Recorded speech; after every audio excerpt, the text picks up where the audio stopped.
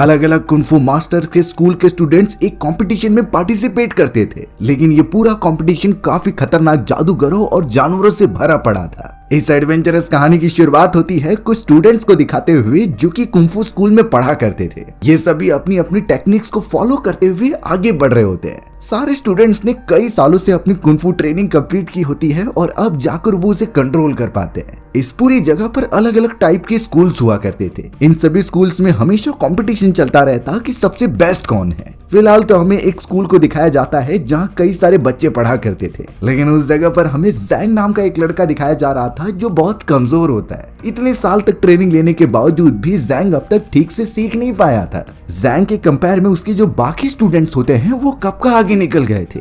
उन्होंने अपनी internal energy और कुंफू को काफी अच्छी तरीके से सीखा था। अब जैंग उस जगह पर अपने मास्टर्स के लिए खाना बनाकर ला रहा होता है, तो बिना देरी किए सारे मास्टर्स और स्टूडेंट उसके ऊपर लपक पड़े और सारे खाने को खाने लगे। लेकिन वो बहुत अच्छा होता है और कभी उसने किसी के साथ गलत नहीं किया। यही एक प्रॉपर्टी बाकी सभी को बहुत अच्छी लगती थी। अब टियांग नाम की एक लेडी उस जगह पर आती है जो कि इस पूरे स्कूल के मास्टर की बेटी थी। टियांग को आता हुआ देखकर जैंग एकदम चौंक गया, क्योंकि देखने से लगता है कि वो उसे पसंद करता है। लेकिन टियांग ने अभी तक जैंग को कोई भी हिंट नहीं दिया होता। सारे मास्टर्स और स्टूडेंट बैठकर खाना खाने लगते हैं। वो लोग तो जैंग से भी बातें कर रहे थे कि तुम्हें और फोकस करना चाहिए। मास्टर भी जैंग को समझा रहे थे कि तुम्हें अब बहुत ज्यादा साल हो चुके हैं, तुम्हें अपनी इंटरनल एनर्जी को बाहर लाने के लिए प्रेरित करना होगा। यहाँ पता चलता है कि टियांग जैंग की बचपन की दोस्त थी। वो उसे हर समय पर गाइड करती और एक्स्ट्रा ट्रेनिंग देती जिससे वो भी एक अच्छा मार्शल आर्टिस्ट बन जाए। एक दिन इसी तरीके से जैंग और टियांग बैठकर ट्रेनिंग कर रहे होते हैं।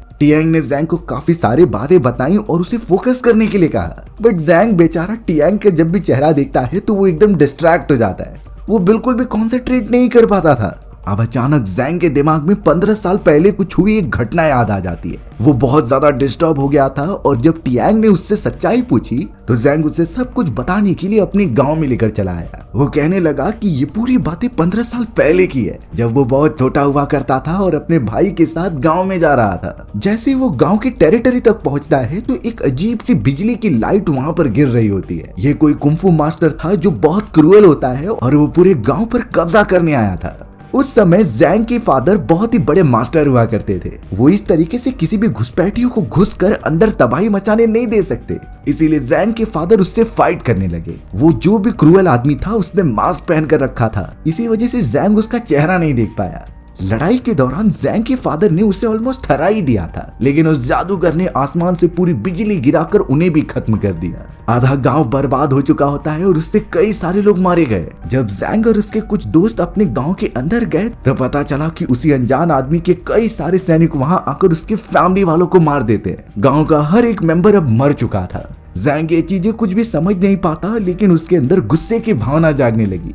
जैंग ने प्रॉमिस किया कि चाहे कुछ भी हो जाए वो उस अनजान आदमी को ढूंढकर मारेगा। इसके लिए उसे चाहे कुछ भी करना पड़े वो कर सकता है। उस समय पर टियांग के फादर को जब ये बात पता चली थी तो वो अपनी बेटी और सभी को लेकर वहां पहुंच गए थे। जैंग को पता था कि टियांग के फादर एक बहुत ही अच्छे मास्टर हैं, तो इसीलिए वो उस समय जाकर उनके पैरों पर गिर गया और कहने लगा कि मुझे ट्रेनिंग दी जाए। वो एक अच्छा कुंफू मास्टर बनेगा और अपने दुश्मनों को मारेगा। यानी कि उसी मोमेंट से टियांग और जैंग की दोस्ती हो चुकी थी और उसी समय मास्टर जैंग को अपने स्कूल में ले लेते हैं। लेकिन आज तक जैंग को पता ही नहीं चला कि वो दुश्मन वाले लोग कौन थे जिसने उनकी फैमिली को खत्म किया।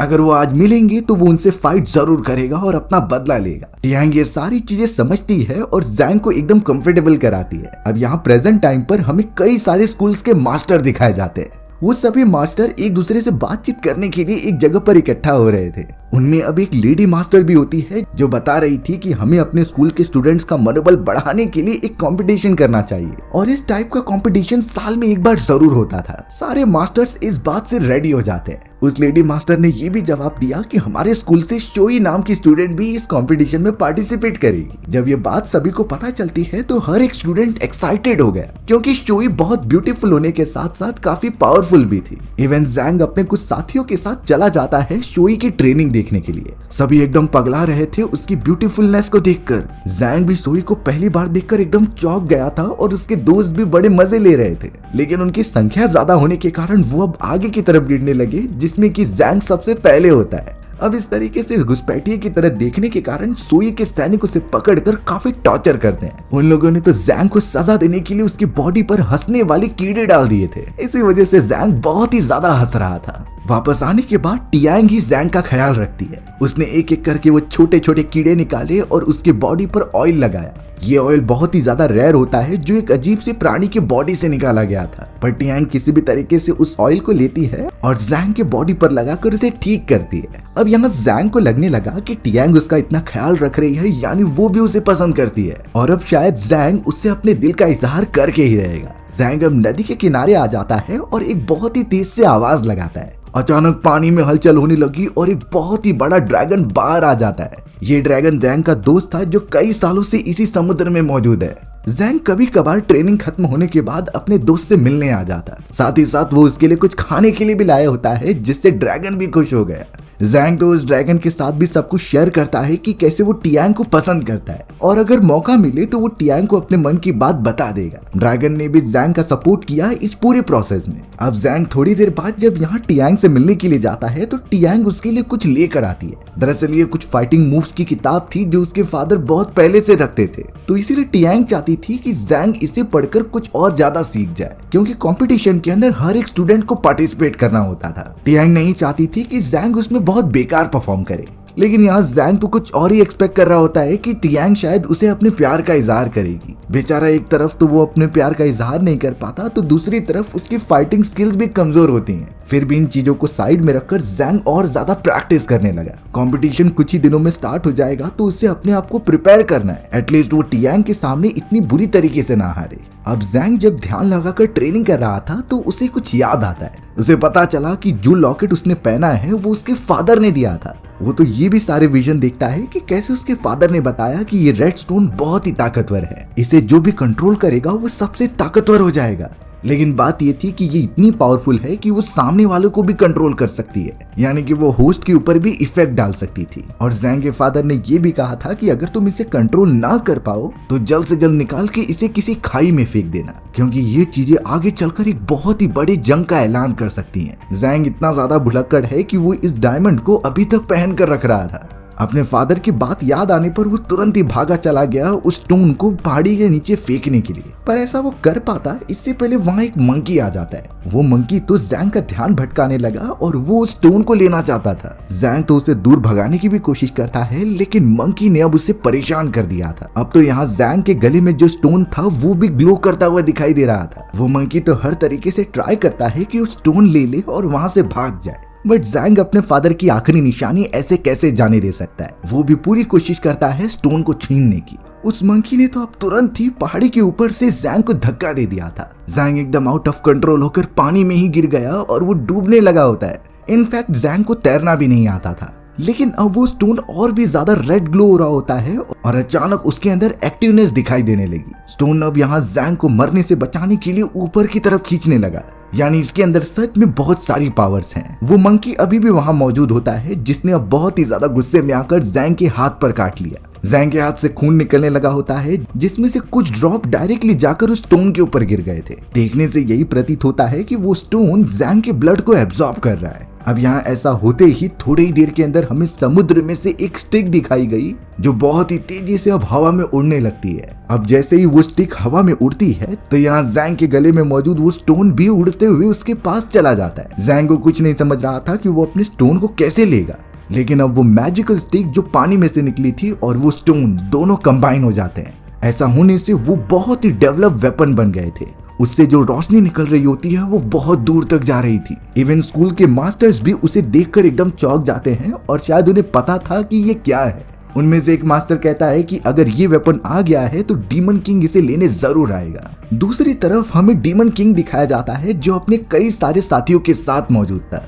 डीमन किंग को भी उस वेपन की रोशनी देखकर पता चल जाता है कि ये वही है और अब कैसे भी वो उसे हासिल करना चाहता था। डीमन किंग ने अपने एक साथी को भेज दिया तुरंत ही उस वेपन को लाने के लिए। अब फिलहाल ये वेपन उड़ते हुए सीधा जैंग के पास आ जाता है। जैंग ने उसे अपने हाथों में तो ले लिया, लेकिन अब उसने देखा कि वो छोटा मंकी दलदल में फंस चुका है। जैसा कि हमें पता है कि जैंग एक अच्छा आदमी था। वो उस लकड़ी की मदद से मंकी को बाहर निकालता है और उसकी जान बचाता है। मंकी भी एक तरीके से जैंग का शुक्रिया अदा कर रहा था। अब जैंग जैसे ही उस मैजिकल स्टिक को लेकर दूसरी तरफ जाता है, तब तक एक दूसरी लेडी उससे वो स्टिक छीनकर भाग रही थी। अच्छा हुआ जैंग ने उसका पैर पकड़कर नीचे खींचने का ट्राई किया।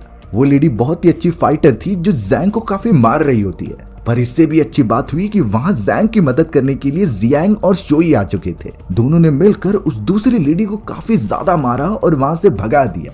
जैंग अपनी उस मैजिकल स्टिक को वापस ले लेता है, लेकिन अभी तक उसने इस स्टिक के बारे में किसी को भी सच्चाई नहीं बताई होती। जैंग ने एक और चीज नोटिस की कि उसके हाथ पर जिस मंकी के काटने के निशान थे वो भी चले गए हैं, यानी वो किसी तरीके से हील हो चुके थे, जो शायद इस स्टिक का कमाल है। अब जैंग वहां से निकलता है और घर की तरफ चला जाता है। अब जैंग यहाँ पर जब सोया हुआ होता है तो वही लेडी चोरी चुपके उसके घर में घुस रही थी। उस लेडी का नाम लीना होता है, जिसे काम दिया गया था वो मैजिकल स्टिक लाने के लिए। तो इसी मौके का फायदा उठाकर लीना वो स्टिक लेकर भागने लगती है। तो उस स्टिक के अंदर कुछ हलचल होने लगी और वो वापस से जैंग के पास आ जाती है। कई बार लीना ने ट्राई करने के बावजूद भी वो स्टिक को दूर नहीं लेकर जा रही थी। ऐसा लग रहा था कि स्टिक कहीं ना कहीं जैंग से जुड़ चुकी है, चाहे कुछ भी हो वो जैंग से दूर नहीं जाएगी। जैंग आराम से मस्त में सो रहा था और उसे कुछ इस बात का पता भी नहीं चलता। सुबह होने पर उसने थोड़ी सी झलक उस लेडी की देखी थी, यानी कि लीना की, जो वहां से तुरंत ही भाग जाती है। अब यहाँ इन चीजों के बारे में जैंग ने अपने मास्टर्स को नहीं बताया होता। सुबह होने पर जब वो वापस अपने स्कूल में जाता है तो मास्टर्स ने यह ऐलान किया कि जैंग भी इस कॉम्पिटिशन में पार्टिसिपेट करेगा, वो भी उनके सबसे स्पेशल राउंड में। उस राउंड में बहुत ही अपर लेवल वाले फाइटर्स आया करते थे। अब जैंग को खुशी भी हो रही होती है, लेकिन उसे समझता नहीं कि वो फाइट कैसे करेगा। उसके पास ना तो अच्छी फाइटिंग स्किल्स हैं और ना ही कोई एक्सपीरियंस है। बट सभी लोग जैंग की इस प्रमोशन को देखकर बहुत ज्यादा खुश हो रहे थे। थोड़ी देर में वहां पर ली नाम का जैंग का एक पुराना दोस्त आ जाता है। ली यहाँ पर कंपटीशन से रिलेटेड कुछ बातचीत करने आया था, इसीलिए अब वो आगे बढ़ जाता है मास्टर से बात करने के लिए। लेकिन अब टियांग ने जैसे ही ली को देखा तो वो अपनी फाइटिंग एबिलिटी एक्सपेरिमेंट करने के लिए उसके ऊपर कूद पड़ी। थोड़ी देर में वो दोनों नॉर्मल हो जाते हैं, लेकिन अब जैंग को यहाँ रियलाइजेशन हो चुका था कि टियांग कहीं न कहीं ली को पसंद करती है। इससे जैंग का दिल एकदम से टूट चुका था। वो बहुत ज्यादा उदास हो गया और दूसरी तरफ जाने लगा। पर तभी जैंग की नजर जाती है लीना नाम की उसी लेडी के ऊपर, जिसके पीछे कुछ लोग पड़े हुए थे। दरअसल ये मास्टर्स होते हैं जो उनके गांव से बिलोंग करते थे। टीना चोरी कर रही थी और इसीलिए वो उसे पकड़कर सजा देने की मांग करते हैं। अब जैंग तुरंत ही लीना के पीछे चला गया, जो कि एक गुफा में उससे लेकर छुप जाता है। भले ही लीना ने स्टिक छीनने की कोशिश की थी, लेकिन जैंग अपने दुश्मनों के साथ भी अच्छा बिहेव करता है। जैंग ने वहां पर लीना के साथ मिलकर एक आग लगाई और उन्हें तब तक वहां रहना पड़ेगा जब तक बाहर मौजूद मास्टर्स चले नहीं जाते। लीना तो अब यहाँ जैंग का ध्यान न होने पर भी वो स्टिक चुरा कर जाने वाली थी, बट वो स्टिक तो जैंग से जुड़ चुकी है, कोई उसे अलग नहीं कर सकता। जैंग यहाँ लीना के लिए कुछ खाने के लिए लेने चला गया होता है और जब वो आ रहा था तो लीना उसे मारने का ट्राई करती है, बट जैंग के इतने अच्छे बिहेवियर देखने के कारण लीना एकदम से रुक गई। थोड़ी देर के अंदर उन दोनों के बीच बातचीत हुई और वो दोनों एक दूसरे के अच्छे दोस्त बन जाते हैं। अब अगले दिन फाइनली वो कंपटीशन चालू होने जा रहा था, जिसके लिए हर स्कूल के स्टूडेंट जमा हो जाते हैं। उस जगह पर तो टियांग और शोई भी शामिल थे, जो सबसे बेस्ट स्टूडेंट होते हैं। अब सभी मास्टर्स वहां पहुंचने के बाद उन्हें फर्स्ट राउंड बता रहे थे। इस पूरे प्रोसेस में मल्टीपल बॉल्स फेंकी जाएंगी और इतने सारे स्टूडेंट्स में से 30 स्टूडेंट्स को चुना जाएगा। लेकिन जिस स्टूडेंट को फर्स्ट नंबर वाला बॉल मिलेगा वो डायरेक्टली सेकंड राउंड में जा सकता है, यानी उसे फर्स्ट राउंड में कम्पीट करने की कोई जरूरत नहीं। देखते ही देखते मास्टर्स ने वो जादुई बॉल हवा में उड़ा दी थी। हर एक स्टूडेंट जो अपनी इंटरनल पावर एक्सट्रैक्ट कर चुका था वो हवा में उड़कर पकड़ने की कोशिश करता है, बट यहाँ जैंग बेचारा बिल्कुल भी अभी तक कुछ सीखा नहीं था, वो तो अपनी पावर से उड़ भी नहीं पाता। तभी जैंग की नजर नीचे पड़े हुए एक बॉल के ऊपर पड़ती है जो गिरी हुई थी। अब वो उसे उठाने जैसे ही जाता है तभी टियांग ने अपनी बॉल उससे चेंज कर दी। जैंग ने जब बॉल को उठाकर देखा तो पता चला कि ये तो फर्स्ट नंबर वाली बॉल है, यानी अब इस तरीके से जैंग सेकंड राउंड में जा चुका है। जैंग अब टियांग से पूछने लगा कि तुमने अपनी बॉल मुझे क्यों दी। तब जाकर टियांग बताती है कि वो किसी भी लक के भरोसे सेकंड राउंड में नहीं जाना चाहती, वो अपनी पूरी कोशिश करेगी इस पूरे राउंड को जीतने के लिए, यानी वो पहले से और ज्यादा ताकतवर होना चाहती थी। अब यहाँ धीरे धीरे फर्स्ट राउंड चालू हो जाता है, जिसमें चुने गए हर एक स्टूडेंट अपना 100% दे रहे थे। शोई भी यहाँ पर काफी अच्छा परफॉर्म करती है और वो हर एक स्टूडेंट्स को बीट करने लगी थी। लेकिन शोई जिस तरीके से आगे बढ़ रही थी उसकी बॉडी कमजोर होती जाती है। एक समय पर तो उसकी बॉडी से खून भी निकलने लगा था। सोई की मास्टर वहां आकर उसे समझाने लगी कि तुम इस तरीके से आगे नहीं बढ़ सकती, पर सोई इतनी आसानी से मानने वाली नहीं है। तब जाकर सोई की मास्टर ने उसे कुछ मेडिसिन दिए जिससे कि वो खुद को रिकवर कर सकी। अब यहाँ फर्स्ट राउंड में जो स्टूडेंट्स क्लियर कर पाए थे वो आगे बढ़ते हैं। हमें तो अगले दिन जैंग की फाइट दिखाई गई जो किसी स्टूडेंट से लड़ रहा था, लेकिन जैंग के पास उस छड़ी के अलावा कुछ भी नहीं था। अब वो लड़ाई चालू हो जाती है जिसमें जैंग पहले हार रहा था, लेकिन मैजिकल स्टिक उसके साथ होने से वो बहुत ही अच्छी तरीके से फाइट करता है। उसने तो वो राउंड भी जीत लिया था। जब यहाँ सभी लोग खाना खा रहे थे तो उनके मास्टर ने बताया कि हमारी टीम के कई सारे स्टूडेंट्स हार चुके हैं,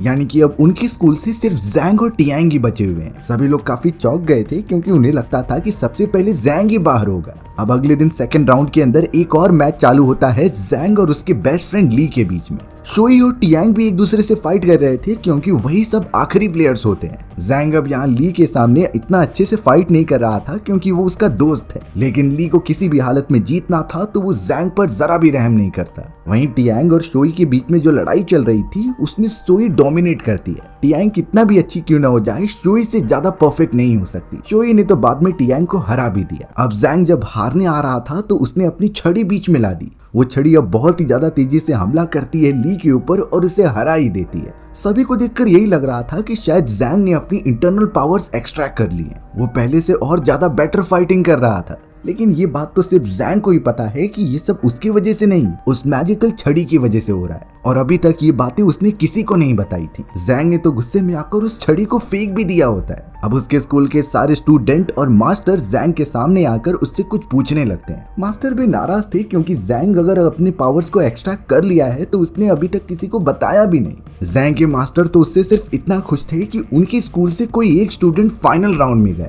उन्हें अब इस बात की बिल्कुल उम्मीद नहीं थी कि जैंग ये कंपटीशन जीत पाएगा कि नहीं। वो सिर्फ जैंग को सेफ रहने के लिए कहते हैं और वहां से चले जाते हैं। अब यहाँ रात होने पर जैंग को वही मंकी अपने साथ लेकर एक झील के पास आता है। उसने दिखाया कि किस तरीके से शोई एकदम घायल पड़ी हुई है इतना ज्यादा ट्रेनिंग करने के बाद। हमें तो पता चलता है कि लास्ट राउंड जैंग और शोई के बीच में ही होने वाला है, लेकिन फिर भी जैंग यहाँ पर सोई के पास जाता है और उसे मेडिसिन प्रोवाइड करता है। मेडिसिन की वजह से सोई पूरी तरीके से ठीक हो गई, लेकिन उसे और ज्यादा ट्रेनिंग करनी थी कल के फाइनल राउंड के लिए, इसीलिए वो तुरंत ही वहां से निकल जाती है। और देखने से यही लगता है कि सोई कहीं ना कहीं जैंग को पसंद करने लगी है। आखिरकार फाइनल राउंड आ चुका था जहां जैंग और जोई एक दूसरे के सामने होते हैं। सोई बिल्कुल भी रहम नहीं करती और स्टार्ट होने पर तुरंत ही जैंग पर हमला कर देती है। जैंग के पास मैजिकल स्टिक ना होने की वजह से वो लड़ भी नहीं पा रहा था, यानी ये बात कंफर्म है कि जैंग हार ही जाएगा। सोई ने शुरुआत से ही उसे बहुत ज्यादा डैमेज पहुंचाया, पर जैंग तो पीछे हटने का नाम ही नहीं ले रहा था। उसकी हालत बहुत बुरी हो गई थी और जब सोई उसे फाइनल स्लैश देने जाती है तभी अचानक जैंग के हाथों में उसका वो मैजिकल स्टिक आ गया। मैजिकल स्टिक की वजह से अब जैंग की सारी घाव भर जाते हैं और वो दुगनी तेजी से शोई पर हमला करने लगा।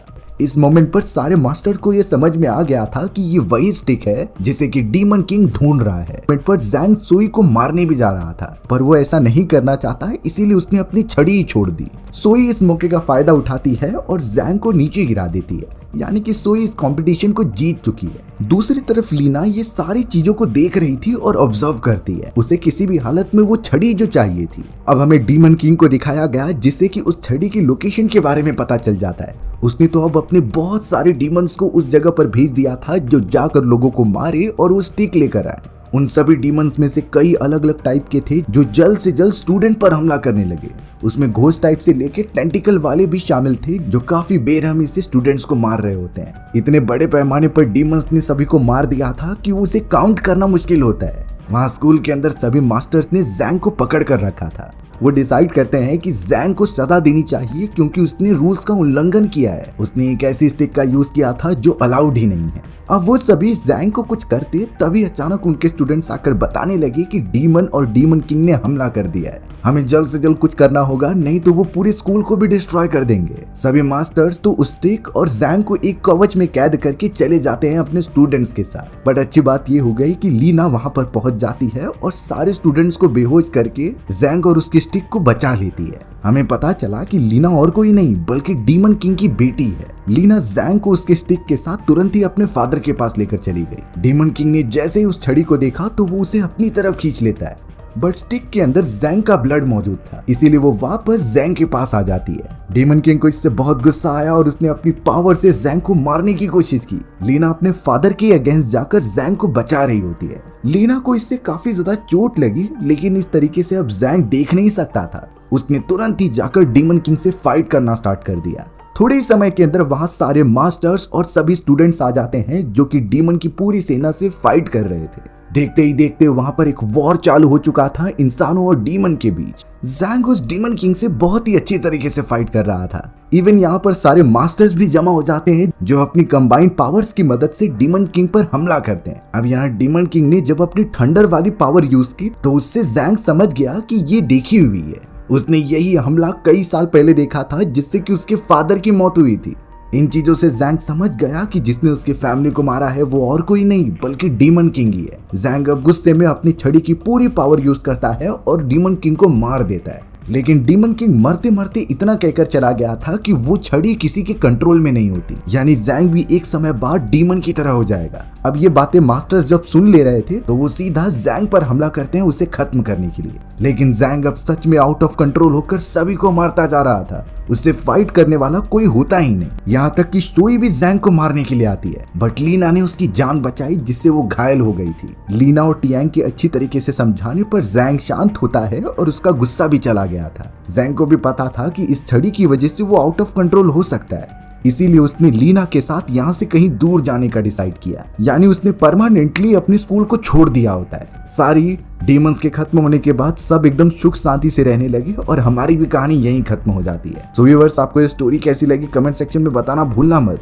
और अगर आपको मेरा एक्सप्लेनेशन 1% भी अच्छा लगा होगा ना तो वीडियो को लाइक एंड चैनल को सब्सक्राइब जरूर कर देना। मिलते हैं इसी तरीके की मजेदार वीडियोस में, तब तक के लिए बाय बाय।